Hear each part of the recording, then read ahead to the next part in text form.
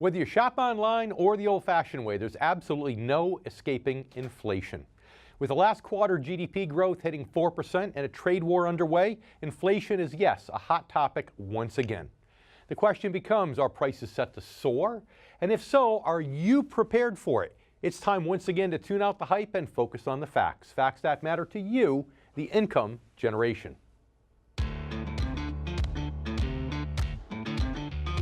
Let's get started. Get ready to separate reality from myth. With us, David Scranton. David Scranton. David Scranton. David Scranton. But David Scranton says, hey, not so fast. How does it affect the markets? How does it affect the economy? Thanks to efficiencies in new technology and a staff of veteran analysts and portfolio managers, Sound Income Strategies strives to set new standards and bring institutional style investing to your portfolio.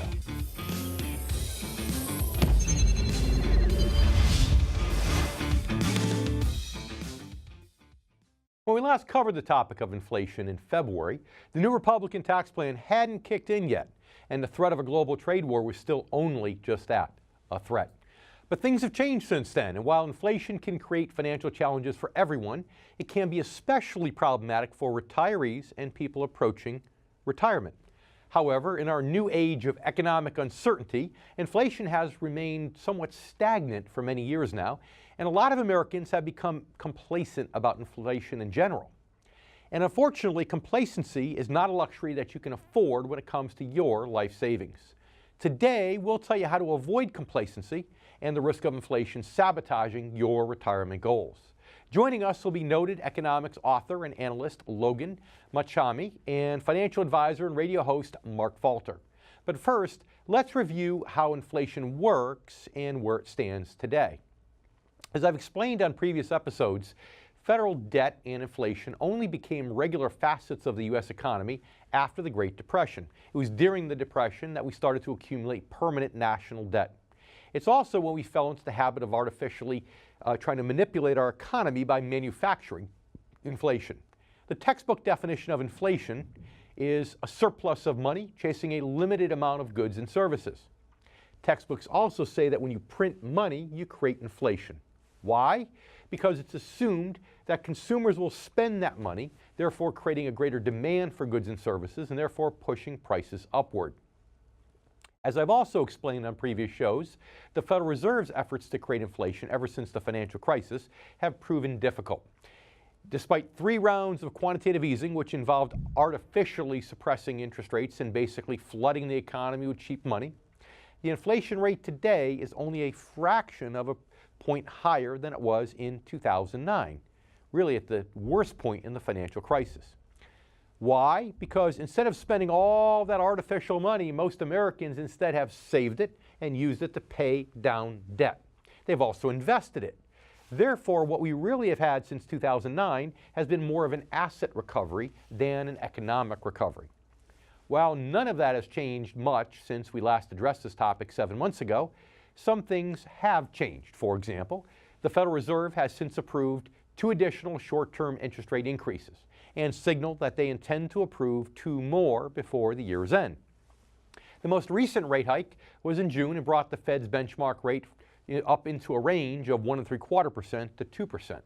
The last time the rate topped 2% was in 2008, just before the Federal Reserve cut interest rates to 0 in response to the financial crisis.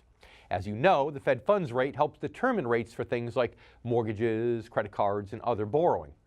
As you also may know, one of the factors the Fed looks at in deciding whether or not to raise rates is inflation, current and anticipated. When the Fed first started raising rates again in December 2015, one of the objectives for additional rate hikes was an inflation rate of at least 2%. That was reached in 2016, but inflation remained largely stagnant after that, slowing the Fed's timeline significantly. Today, the latest reports say that inflation stands at around 2.9%, still somewhat below the historic average of between 3 and 4%. But taking other factors into account, including relatively low unemployment and GDP growth, which on paper hit 4.2% in the second quarter of the year, the Fed has expressed confidence that it can move forward with additional hikes without crippling economic momentum. Now, if you watched our previous show on inflation and the Fed, you may recall that I'm personally a bit skeptical about the Fed's outlook for a number of reasons. One is the fact that in addition to inflation, the Fed also needs long-term interest rates to continue to rise in order for them to be able to increase short-term rates without creating this thing which I call a flat yield curve, which could slow economic progress significantly. I've said many times that I believe several factors are in place that are going to cause long-term rates to continue hitting a strong resistance level or a strong glass ceiling right around that 3% mark. And so far, that forecast has proven to be accurate. When we did our inflation show in February, the yield on the 10-year government bond was at 2.9%. Though it has briefly broken past 3% a couple of times since, it's back below 3% once again. Now, although rising long-term interest rates don't cause inflation, inflation can help to drive up long-term interest rates. So far, though, that's not happening, and frankly, I'm not convinced that it will. Of course, in addition to the Fed's 2 short-term rate hikes, there have been other important developments since our last show on inflation. Most notably, the increasing impacts and growing uncertainty around the president's trade policies. Does that change the potential outlook with regards to inflation? And does it even matter where your retirement portfolio is concerned? We'll talk about that in just a bit. But right now it's time to welcome our first guest, Logan Mohtashami. Logan is a financial writer and a blogger who covers the United States economy and specializes in the housing market. His work can be found in publications such as Business Insider and Benzinga.com and on his own highly respected and often quoted blog, Financial Truth. His astute analysis of economic data and years of experience in financial services allow him to present us with a unique, informed, and unbiased perspective on the financial markets. We're happy to have him back on the show. Logan, welcome back. Great to be here. So, you know, a lot of analysts, not me, but a lot of analysts have been expecting a huge spike in inflation for some time now. Why hasn't it happened? Well, I think a lot of people have a misunderstanding of how inflation works because they based it on a premise that the dollar was going to collapse and we would get currency-induced inflation. And this isn't the case. This hasn't happened. The dollar's actually gotten stronger in this cycle. And kind of the new century mode of older demographics and technology killing old school inflation has created the most stable inflation period that we've ever seen in probably over 5 decades. And people are still anticipating the dollar to collapse at some point to create currency-induced inflation, and the exact opposite has happened. So let's put the currency stuff aside for a moment. You know, I think what's happened, and tell me if you agree with this at all or disagree, but you know, we got into permanent national debt really around the time of the Depression, and that's really when we first started seeing permanent inflation in our country. And as a result of that, I think a lot of economists have tied those two together, and they've made one assumption that isn't holding true anymore, and that is when the government prints money or floods the economy with money, that money will be spent on goods and services will stimulate the economy. But it seems like now with the baby boomers and this generation, that assumption isn't valid anymore. Is that part of the reason you think that maybe we're struggling to create inflation? Well, retail sales are at all-time highs. Car sales have had the best 3-year period ever in U.S. history. So we're spending, but in the sense of flooding the market and spending on more goods, I think, you know, when you're a growing population country, when you have prime age labor force growing at a high rate, and you need to build stuff, cities, roads, you need dishwashers, all these things can create inflation. But we're an older country, and this is similar to what's even happening to Japan. Japan's debt to GDP is at 250%. They can't get inflation if their life depended on it out there. So I think what happened in the previous century is not a replicate to happen in this century, especially for more developed countries that have actually a higher net wealth, a higher median income, and the inflation rate is just not growing like it used to.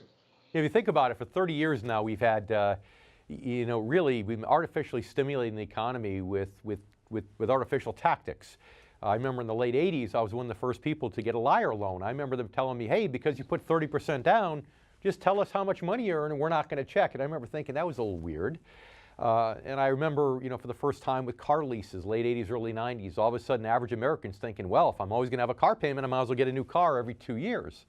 Well, that's great, but that artificially causes the bubble to expand. And it seems like our economy's run out of tricks now to artificially inflate things. And it's almost like now we're getting to like a normal level of spending growth. Are you seeing that? Well, prime age labor force in this cycle, for the first time in a while, actually declined and we're slowly growing back. Now we're growing again. So I'm very bullish on the US economy for the next 2 or 3 decades. But I also understand that federal debt is going to increase at the fastest and highest levels we've ever seen, just because we have so many older people now. And to me, it's if higher federal debt or higher spending does not create inflation, then basically what we have is a debt service economy. So as long as interest rates stay low, we can still roughly consume to have a 2% economy out there without creating massive inflation where it would deteriorate the economy to any degree. So I think we're kind of in a little Goldilocks spot just because we have the reserve currency of the world. And I think old school inflation, how we used to look at it in the previous century, does not apply to this decade. Interesting. Well, I want to talk to you a little bit more about that after the break. And I also want to talk to you about, so during the commercial break here, I'll give you a little clue so you can start thinking ahead. Wage growth. Wage growth has been flat, and I want to talk to you a little bit about that.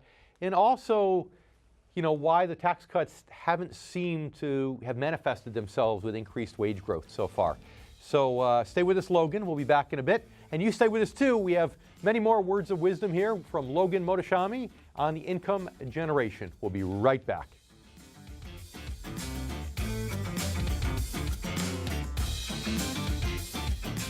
Read David J. Scranton's groundbreaking new book, Return on Principle, 7 Core Values to Help Protect Your Money in Good Times and Bad. Discover practical solutions to the financial challenges facing today's generation of retirees and near retirees. Learn the truth about Wall Street, the financial media, and the secrets they try to hide from everyday investors. This isn't just another book about investing. Working Americans who have lived through 2 major stock market crashes and the worst financial crisis since the Great Depression in the past 16 years don't need another book about investing.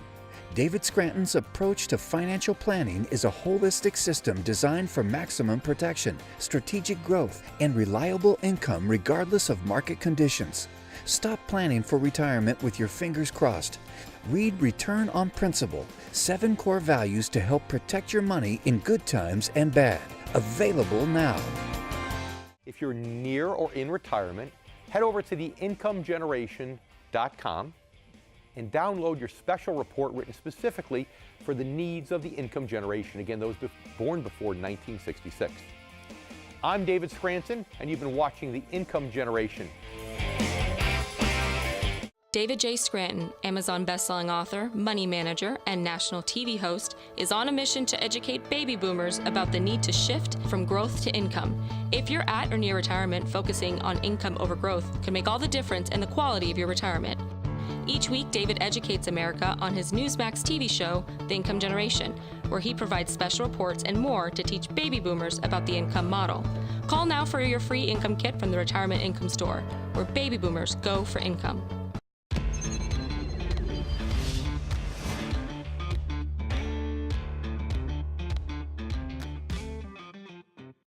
As we discussed on another recent show, President Trump's controversial trade policies are in many ways more of the same kind of economic experimentation the government has been engaging with really since the financial crisis. The same can be said of the recent tax cuts, which represents the biggest overhaul of the tax code in 30 years. With the lingering effects of quantitative easing still impacting the economy and the financial markets, the president's radical moves on trade and taxes have increased the already unprecedented levels of uncertainty facing consumers and everyday investors.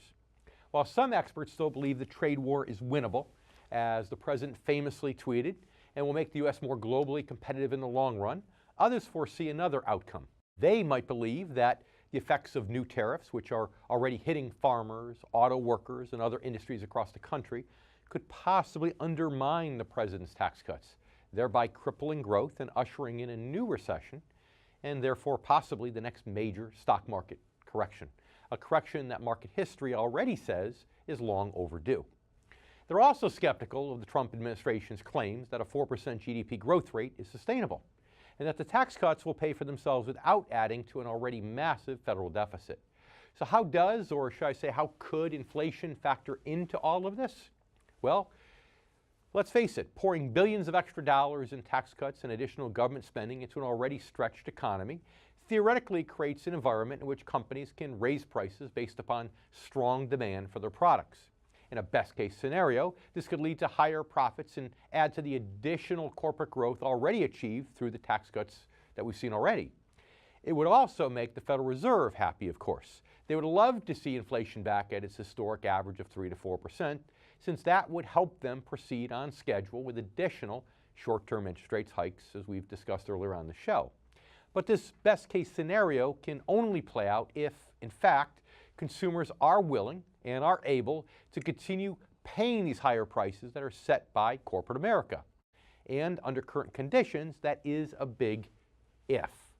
More and more recent data shows that while corporate profits have been hitting new highs, ordinary Americans aren't seeing the same gains in their own personal paychecks.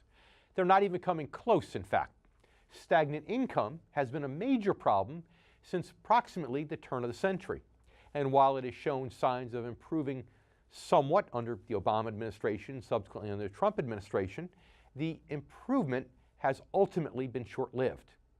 From the end of World War II through the early 90s, corporate profits and disposable personal income grew at roughly the same rate.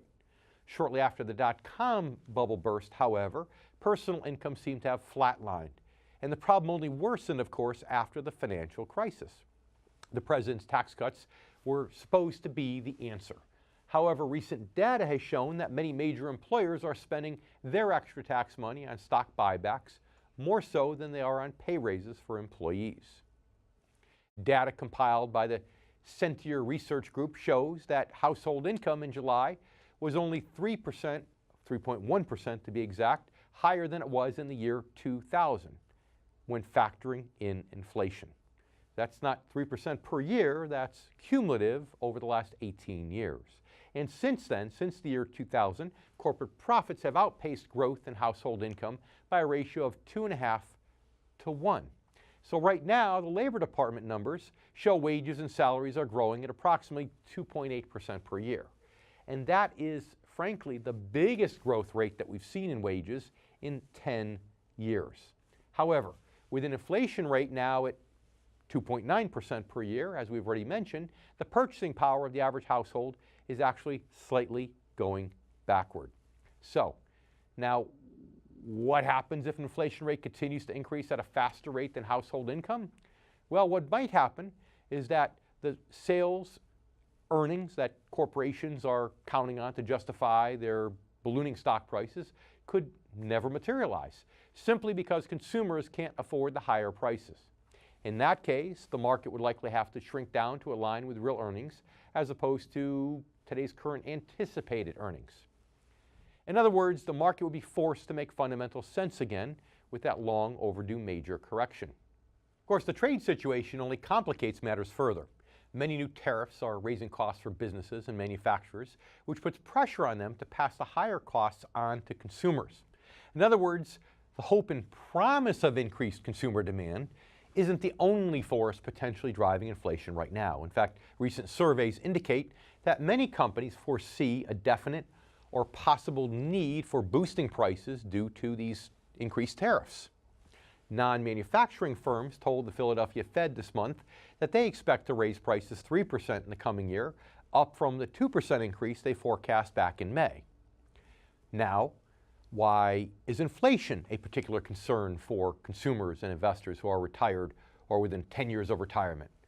Well, we've talked a bit about that already, but I'll have much more to share in just a few minutes. Now it's time to welcome back Logan Mohtashami. So, what's it going to take? You hear employers crying the blues about a shortage of qualified workers, but yet we're still not really seeing wage growth the way we'd like to see it. What's it going to take to get wage growth here back in the United States? This is a very interesting topic. Wages are actually at all-time highs, but the rate of growth is obviously slowing. It's been slowing for decades, but so has the rate of growth of inflation and the rate of growth of productivity.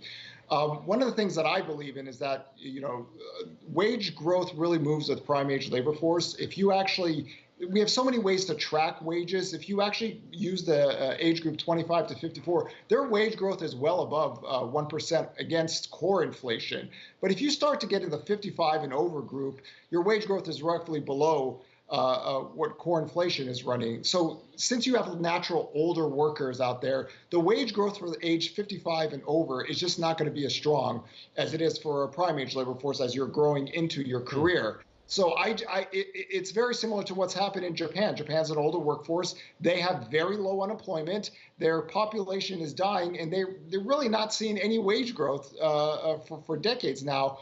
We have a little bit different of a demographic background, but today the job openings hit 6.9 million. Unemployment claims versus civilian labor force is at all-time lows. So I think it's going to take a little bit more, a year or two before we start to see above trend wage growth that we've seen in this previous decade. So the members of the income generation that have the highest incomes, the ability to spend, are not feeling comfortable because they're not seeing the wage growth, whereas the younger workers are seeing the wage growth, but they've got less actual dollars to spend because of they're at lower income levels. So how does that affect housing, right? I mean, in the minute or so we have left in this segment, housing is usually an indicator of inflation.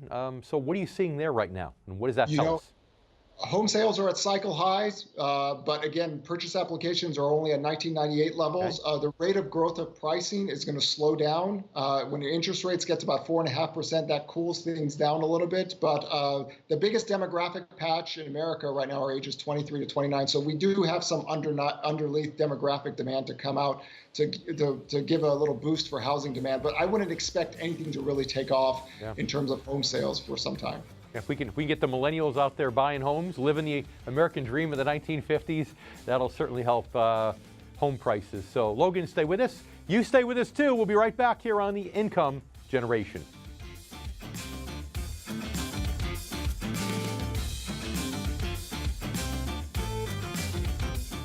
If you're near or in retirement, head over to theincomegeneration.com and download your special report written specifically for the needs of the income generation, again, those born before 1966.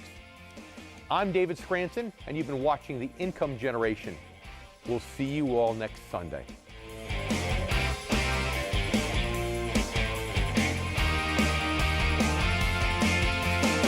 Read David J. Scranton's groundbreaking new book, Return on Principle, 7 Core Values to Help Protect Your Money in Good Times and Bad. Discover practical solutions to the financial challenges facing today's generation of retirees and near retirees. Learn the truth about Wall Street, the financial media, and the secrets they try to hide from everyday investors. This isn't just another book about investing. Working Americans who have lived through 2 major stock market crashes and the worst financial crisis since the Great Depression in the past 16 years don't need another book about investing. David Scranton's approach to financial planning is a holistic system designed for maximum protection, strategic growth, and reliable income regardless of market conditions. Stop planning for retirement with your fingers crossed. Read Return on Principle, 7 Core Values to Help Protect Your Money in Good Times and Bad. Available now.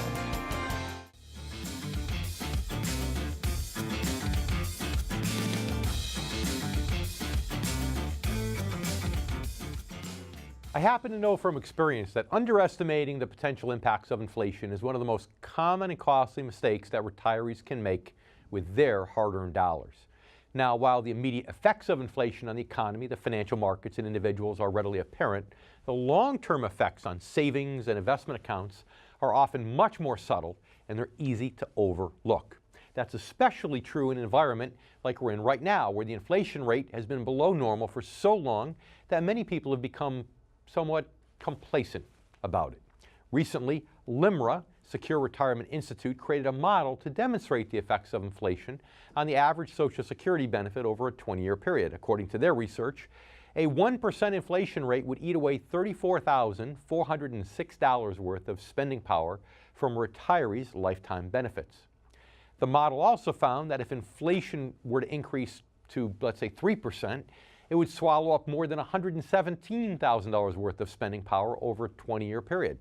Now, as we've already pointed out, historically, the average inflation rate, as measured by the CPI index, is about 3.5%. That makes the LIMRA model's estimates conservative. In fact, very conservative when you consider that in reality, inflation probably averages closer to 5% over time. As we pointed out before, the government has a bit of an axe to grind, let's say, when it comes to reporting inflation data.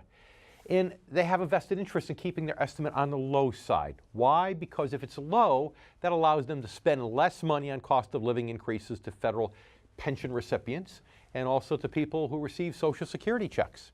In the course of a year, even if the cost of living increases for retirees, but not all Americans according to the CPI, then no cost of living adjustment, or COLA, is allotted for Social Security benefits. For example, there were no inflationary adjustments made to Social Security benefits in 2010, 2011, or 2016. So the fact is, inflation is typically higher than the government admits and probably closer to 5% rather than the 3% in the long run. Now there's another fact. Americans are living longer than ever before. And nowadays they need to plan for up to 30, not just 20 years, but 30 years of retirement income.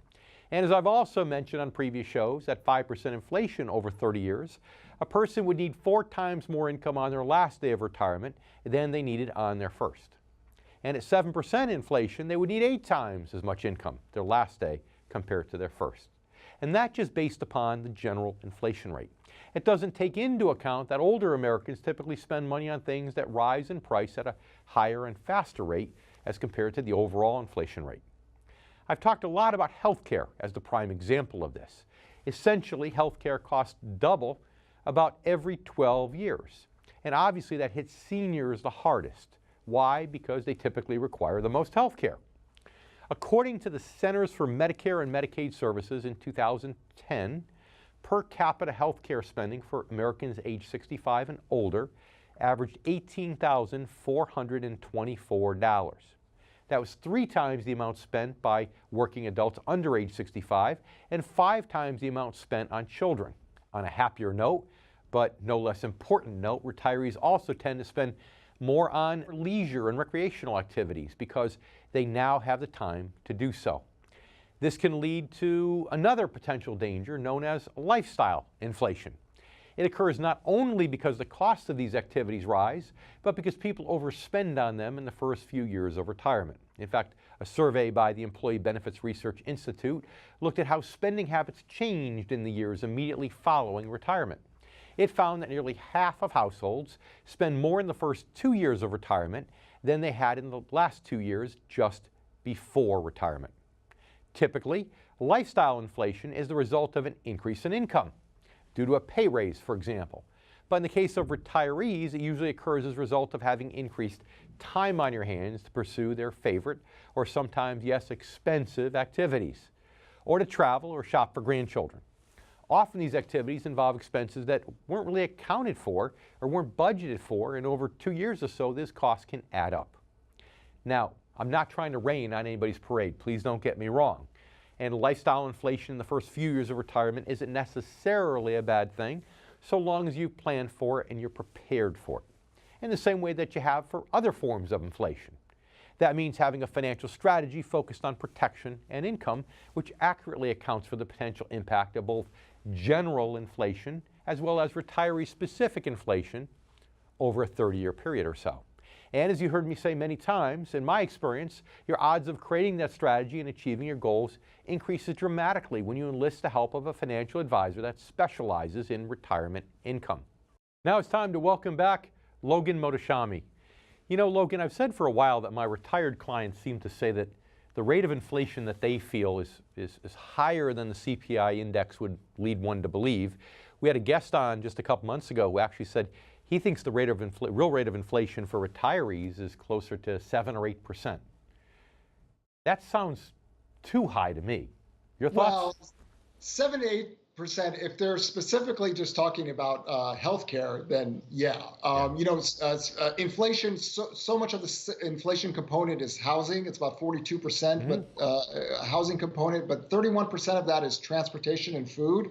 So you're seeing whenever oil prices rise or fall, you know, that moves headline inflation a lot. But housing inflation is a real thing, and rent inflation and home price inflation are actually real things that Americans have to deal with as their primary costs. So they're probably dealing with higher inflation dealt with just healthcare and housing, and it could feel like 7 to 8% in some areas of the U.S. Quite interesting. All right, that's a big number.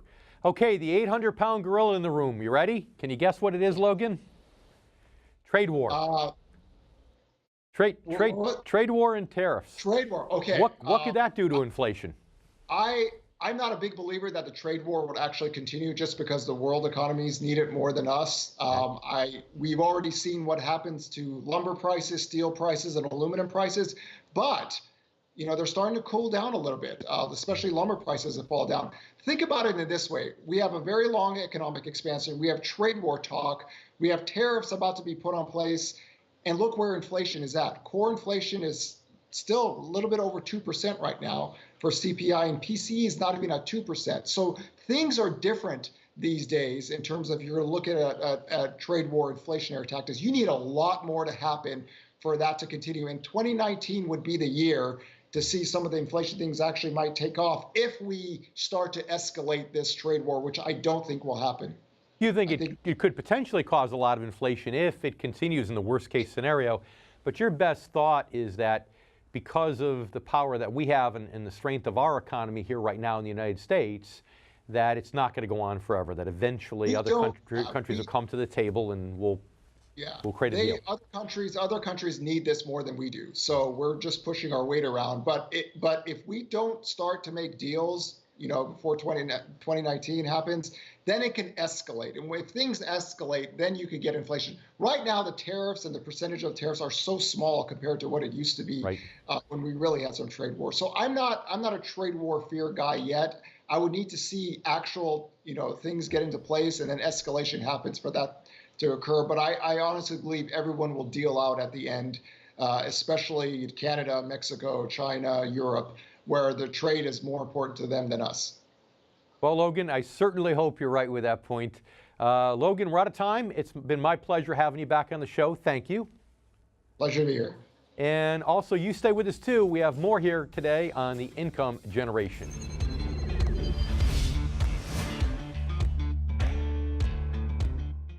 If you're not using someone who's well trained in fixed income and you're born before 1966, it may just be time for you to break up with that advisor and move on. I would suggest someone who will care for you through these important years of your life. If you need help finding someone, call or write us. I'd also like to remind you of the special report entitled The Income Generation. This is available free to you, our loyal viewers, online. If you haven't downloaded your report, pick it up after the show.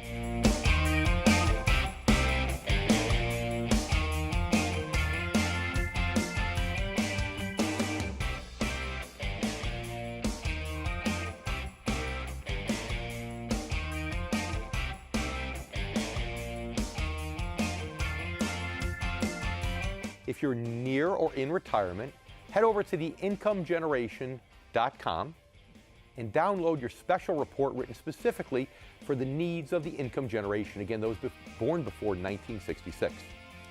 I'm David Scranton, and you've been watching The Income Generation.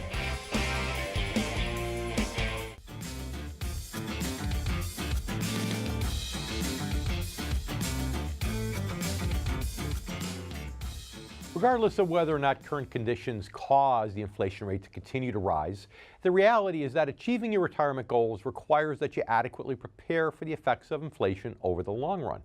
The key word here, of course, is adequately. Why? Because some well-known financial strategies can end up falling quite short. As we mentioned, the government gives you an inflation hedge in your Social Security benefits, this cost of living adjustment. But as we also mentioned, the cost of living adjustment is based strictly on the CPI index and does not factor in retiree-specific inflation. What's worse is that even the inflation increase that you do get with Social Security benefits ends up getting taken back in many cases with the increased costs of Medicare Part B. In essence, the government gives it to you with one hand and takes it back with the other. Now, one thing you can do to create an inflation hedge with Social Security, kind of sort of, is to hold off on taking your benefits for as long as possible. Why? Because your benefits increase by 8% per year that you delay receiving them all the way up to a maximum age of age 70. 8% certainly beats even the highest average inflation estimates of 5%. Now, chances are you've heard this old textbook rule. You should always keep some money in the stock market as a hedge against inflation. Well, just ask those retirees who lost nearly half their savings in the 2000 to 2002 market downturn, then waited 7 years for it to recover, only to lose more than half in the 2007 to 2009 crash. Ask them whether or not that strategy was a good inflation hedge in their case. The fact is, there are better options. For example, many financial products offer the ability to purchase inflation protection. For example, some annuities let you purchase a set inflation increase in income or allow for adjustable inflation protection based upon an index such as the CPI index. There are other investment vehicles also that offer inflation protection as a general rule, some things such as dividend-paying common equities. Commodities are considered a good inflation hedge. I-bonds strictly tie the amount of interest that you get to the consumer price index. These things are typically considered to be well-positioned to handle inflation because they earn interest through a mix of inflation and fixed interest rates.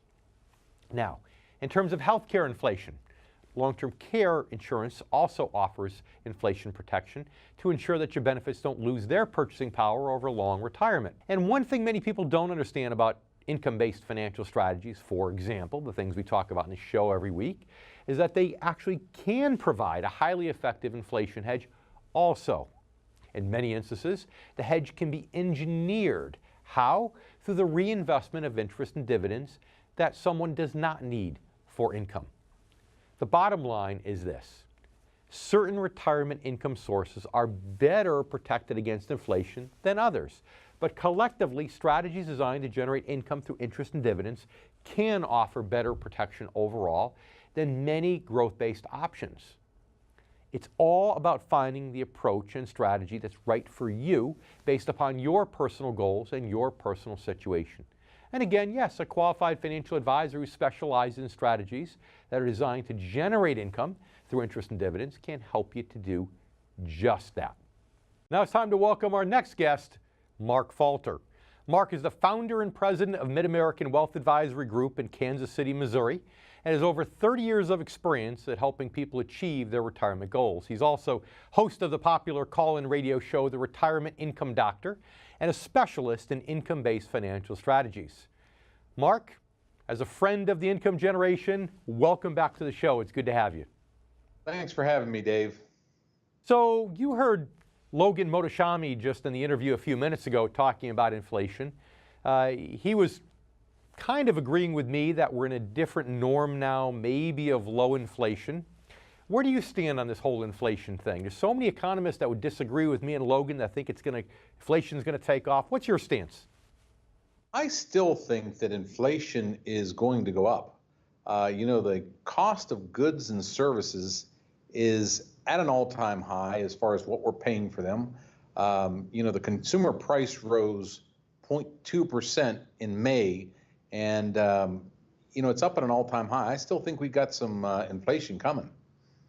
So, but do you think inflation, like the 1.5 or shy of 2% that we had while the government was doing all this quantitative easing, trying to create more inflation, or do you think we'll get back to that 3 or 4% normal rate of inflation like we saw for decades before that? I think we're going to get back to the 3 to 4%, especially in the clients that we deal with the retirees that we're dealing with. It's an interesting thing. I had to do some research for a radio show that I did, and the number one fear of retirees is not running out of money anymore. It's the rising cost of healthcare. And anybody that's been to the hospital lately will tell you that it ain't no 2-3% increases you're talking about. You're talking 7-8% increases in many cases. Well, that's right. You heard Logan even say 7 or 8%. I don't know if you heard that or not, but that was his exact number. So, Mark, stay with us. We'll be right back. And you stay with us, too. We're here with Mark Falter on the income generation. We'll be right back.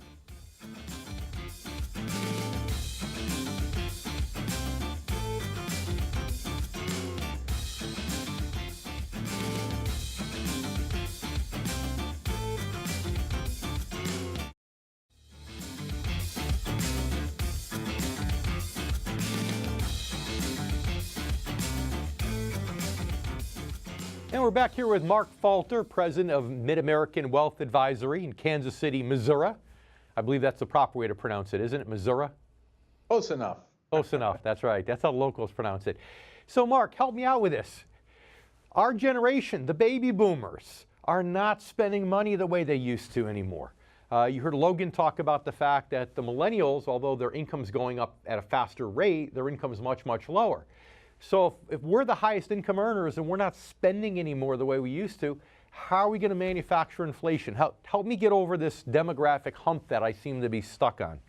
Well, if you look at American businesses right now, they're paying some of the highest prices for raw materials since 2011. Heck, I grew up in Pittsburgh, Pennsylvania, and back in the day when I was there, it was a steel town. And, the price we're paying for steel, especially with the tariffs and so forth, is one of the highest in 7 years. So I still think it's on the rise. So you think that so far these increasing costs have been held at bay by these companies where they've been just absorbing it, but you think that's not going to last forever. Eventually they're going to pass that on to the consumer. I do believe, yeah. But what if the consumer just starts spending even less then? What does that do? If consumers start spending even less, I guess it could have a slight reversal. But it's bringing it back to everyday reality. I'm in the process of shopping for a different vehicle. And it hadn't been too long ago I had to buy another vehicle. And let me tell you, again, they're not inflating at no 3 or 4%. Yeah, and the things that the retirees are spending money on are all inflatable items. They don't have most of their money going into house payments and car payments and things that don't inflate. You really think that it's our clients, retirees or people approaching retirement, that are truly getting hit the worst? Oh, for sure. Yeah, we heard us talk about just regular lifestyle inflation. The fact that the first 2 years of retirement, people tend to spend the most. I mean, do you see that with your clients? I mean, are your clients coming to you concerned about inflation, or have you found that they've been more complacent because inflation over the last decade or so hasn't been what it had been previously? I have found that they are more complacent until they get a couple of years in retirement. And, going back to when they were working, when they were 40 and 50, they had 40% of their money going into their house payment. They had another 15% going into car payments. And these things don't inflate. Now, all of a sudden, these things are paid off. And they're seeing, I'll tell you, one of the biggest concerns I hear from my clients, personal property taxes, what they are this year versus what they were last year. Yeah. And it's becoming a major issue, and everything they spend money on is inflating. And all that lifestyle stuff, the closer you get to retirement, you retire and all of a sudden you get the time on your hands and you spend more money. Those are the go-go years, as you like to say, Mark. Right. So unfortunately, we need to leave it there for today. Time flies when you're having fun. Mark, thank you. Thank you for having me. And thanks to you also for watching. We'll be back with more here on The Income Generation. Stay with us. We're right back.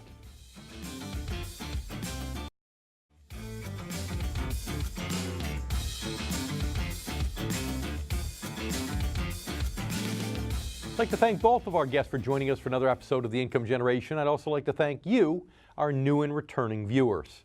It's interesting that one of the hottest discussions in the financial world so far this year has been about something that hasn't really happened yet, at least not quite yet. Yes, the inflation rate is finally higher than the 2% benchmark the Fed cited when it finally began raising short-term interest rates 3 years ago. But at 2.9%, it's still well below the historic average. And its reluctance to rise higher might just be a sign that this supposedly booming economy isn't really as strong or stable as other indicators like jobs and GDP growth would seem to suggest. With that GDP growth and other inflationary forces like the president's tariffs, for example, now at work, it will be interesting to see whether or not a spike does finally occur and what impact that could have. In a best-case scenario, the economy will absorb it and growth will continue. In a worst-case scenario, demand will shrink, production will slow, and the profits that Wall Street has been banking on to justify the sky-high stock market levels simply won't materialize. Of course, that could also happen if inflation remains stagnant and the Fed forges ahead with more interest rate hikes regardless of that. The bottom line is that everyday investors, particularly those at or near retirement age, need to understand and prepare for these possibilities. In the short term, that means making sure your assets are adequately protected from a significant loss in the next major market correction. Long term, it means making sure you have a financial strategy that safeguards your money against damaging effects of inflation over the long run. And like I said, that long run is 30 years or more. That means a strategy that not only accounts for general inflation, but specific areas of inflation that hit retirees the hardest, such as healthcare. And in my experience, that means a financial strategy focused on protection and retirement income. Thanks for watching. If you're close to retirement and you really want to know how to protect and maximize your money, it's absolutely essential that you stay informed and up to date. And yes, once again, right here is where you can do it on The Income Generation. I'm David Scranton. Thanks again, and we'll see you next week.